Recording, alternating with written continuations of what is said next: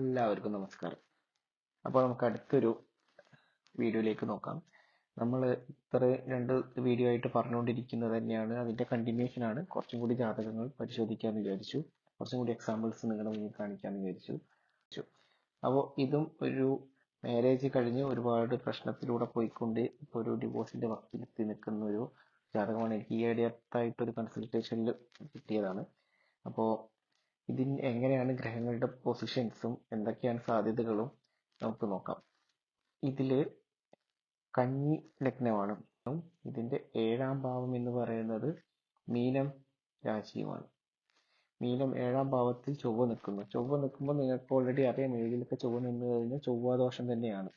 ചൊവ്വാദോഷം എന്ന് പറയും. ഇത് ചൊവ്വ നിൽക്കുന്നത് എന്തായാലും അത്ര നല്ലതല്ല. ജാതകത്തിൽ 7ൽ ചൊവ്വ നിന്നിട്ട് നല്ല ജീവിതങ്ങൾ കണ്ടിട്ടുണ്ട്. പക്ഷെ ചൊവ്വ നിന്നാൽ ബാക്കി 7ാം ഭാവത്തിനും ബാക്കി ഉള്ള കണക്ഷൻസ് ഒക്കെ നല്ല രീതിയിൽ വരണം. ഇവിടെ എന്താ പ്രശ്നം എന്ന് വെച്ച് കഴിഞ്ഞാൽ, 7ൽ ചൊവ്വ നിൽക്കുമ്പോൾ ചൊവ്വ എന്ന് പറയുന്നത് 8ാം ഭാവാധിപനാണ്. 8ാം ഭാവാധിപൻ 7ലാണ് നിൽക്കുന്നത്. 8ാം ഭാവാധിപനായി ചൊവ്വ 7ൽ നിൽക്കുക. 7-8 കണക്ഷൻ പോലെ തന്നെ 8-7 കണക്ഷനും മരണഭാവം കണക്ട് ചെയ്തിരിക്കുന്നത് കല്യാണ ഭാവവുമായ 7ാം ഭാവമായിട്ടാണ്. അപ്പോൾ അത് തന്നെ ഒരു മോശം പൊസിഷനായി മാറിക്കഴിഞ്ഞു. ഈ ഒരു കാരണം കൊണ്ട് തന്നെ പോരാത്തതിന് ലഗ്നത്തിലുള്ള ഗുളികന്റെ ദൃഷ്ടി, 7ാം ദൃഷ്ടി ഡയറക്റ്റ് ആയിട്ട് ചൊവ്വക്കും കൂടി വന്നു. അവിടെ ചൊവ്വ വളരെ മോശമായി മാറിക്കൊണ്ടിരിക്കുകയാണ്. അപ്പോൾ പിന്നെ ഉള്ള ഒരു കണക്ഷൻ നമ്മൾ നോക്കുകയാണെങ്കിൽ ഇതിൽ കണ്ടാൽ നിങ്ങൾക്ക് മനസ്സിലാവും, ശുക്രൻ 8ൽ പോയി.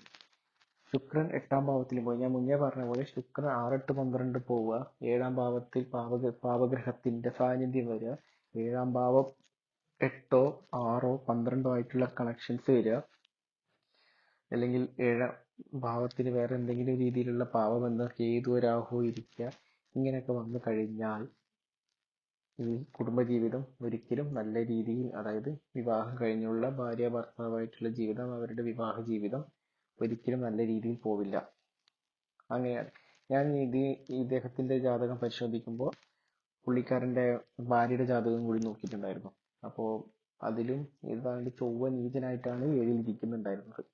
അവർക്കും ഒരു ഡിവോഴ്സ് ജാതകമായി, അവരൊരു ഡിവോഴ്സ് കഴിഞ്ഞതിന് ശേഷം ഇതിലേക്ക് വന്നതാണ്. അടുത്ത 2ാമത്തെ മാരേജ് ആണിത്. ഇതും ഏതാണ്ട് ഡിവോഴ്സിന്റെ വക്കിലെത്തിയിട്ട് നിൽക്കുന്ന പോലെയാണ് എന്നോട് സംസാരിക്കുമ്പോൾ എനിക്ക് തോന്നിയത്. അപ്പോൾ ഇതിൽ 7ാം ഭാവാധിപനായ വ്യാഴം 10ൽ നിൽക്കുന്നുണ്ട്, ബുധന്റെ ക്ഷേത്രത്തിൽ. അവിടെ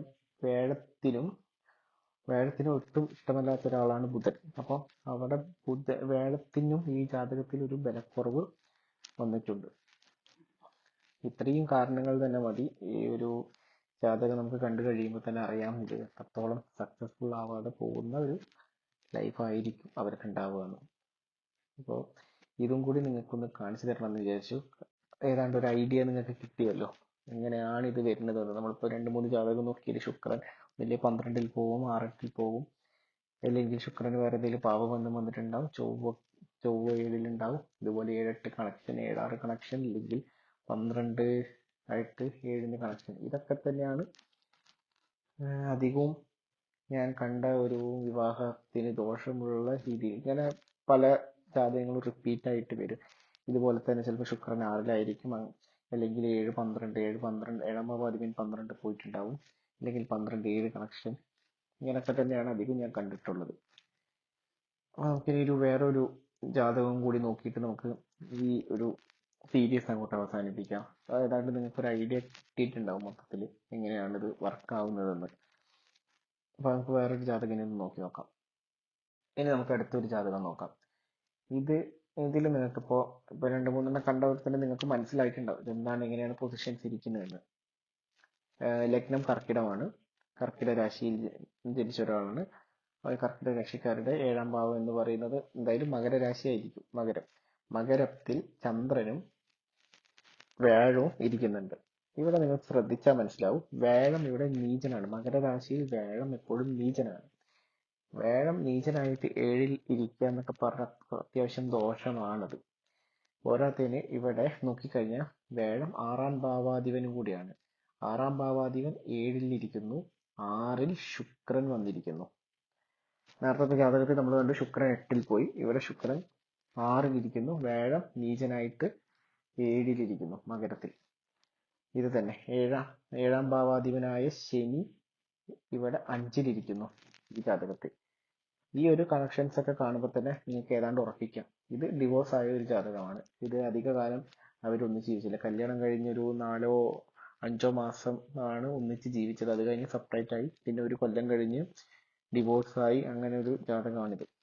അപ്പൊ ഇവിടെ നമുക്ക് മനസ്സിലാവും വേഴം ദൈവത്തിന്റെ അത്രയും അനുഗ്രഹം തരുന്ന ഒരു അത്രയും വലിയൊരു ഗ്രഹമായ വേഴം അനുഗ്രഹിച്ച ഒരു ജാതകത്തിൽ വേഴം അനുഗ്രഹിച്ചു കഴിഞ്ഞാൽ പല ഗുണങ്ങളും ഉണ്ടാവുമെന്ന് നമുക്ക് എല്ലാവർക്കും അറിയാം. വേറെ ഇവിടെ ഒരു കണക്ഷൻ നിങ്ങൾ നോക്കേണ്ടത് ലഗ്നാധിപൻ ആയ ചന്ദ്രൻ 7ൽ നിൽക്കുന്നു.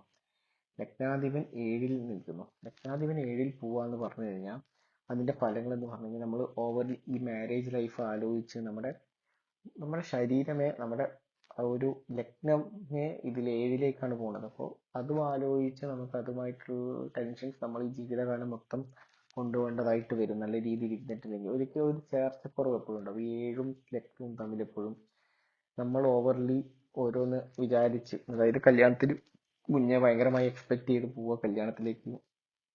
അത് കഴിഞ്ഞ് കല്യാണത്തിൽ നിന്ന് നമുക്ക് ഭയങ്കരമായിട്ടുള്ള പെയിൻ അനുഭവിക്കുക, നമ്മൾ എക്സ്പെക്ട് ചെയ്ത പോലത്തെ ഒരു ലൈഫ് കിട്ടാതിരിക്കുക. ഇതൊക്കെ ലഗ്നാധിപൻ 7ൽ പോയി 7ാം ഭാവാധിപൻ ലഗ്നത്തിൽ വന്നാലും ഒക്കെ ഈ ഒരു ഇത് എന്തായാലും ഉണ്ടാവും. പ്രത്യേകിച്ച് ചന്ദ്രൻ പോകുമ്പോൾ നമുക്ക് അത് ഏറ്റവും കൂടുതൽ ബാധിക്കുന്നത് നമ്മുടെ മനസ്സിനെയാണ്.